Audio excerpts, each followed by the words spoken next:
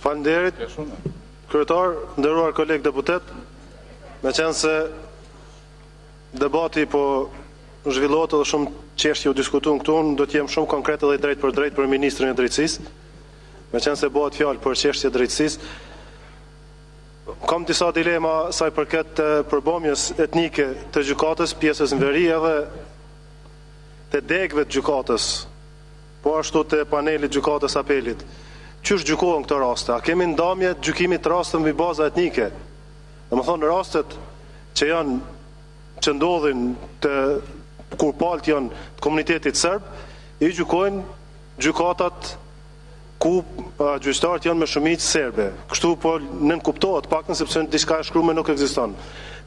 Ku palë në konflikt janë një palë shqiptare dhe një palë serbe, si në konflikt civil ose në konflikt penal. Ose ku kemi bëjmë raste familjare, ku kemi familje të bashkuara që do të mundo. Qysh zgjidhet kjo punë? Kush e gjykon? Gjykojnë gjyqtarë shqiptar apo gjyqtarë serb? Domethënë, a janë diskutuar këtë çështje apo thjesht është vendosur që çdo gjë që ka të bëjë ku është e përfshirë një palë etnisë serbe gjykojnë gjyqtarët serb? Apo nuk janë menduar hiç këtë punë, thjesht është një zgjidhje politike, po i marrim, po i fusim disa gjyqtarë serbe dhe kjo çështje politikisht le të zgjidhet. Mendoj se është shumë e rëndësishme me ditë edhe na këtu sot, po edhe qytetarët e Kosovës se çysh janë menuar këtë punë. Në rast se kemi të bëjmë me proces gjykimit, në gjitha nivelet e gjykimit, por edhe në rast se ndjekjes penale, ku bëhet fjalë për prokurorin, cili prokuror do të paditë.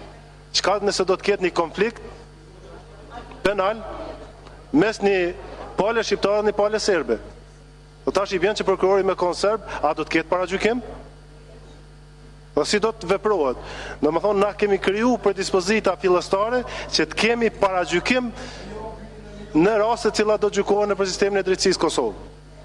Dhe kjo mendoj se është një problematik mjaft e ndihshme. Faleminderit.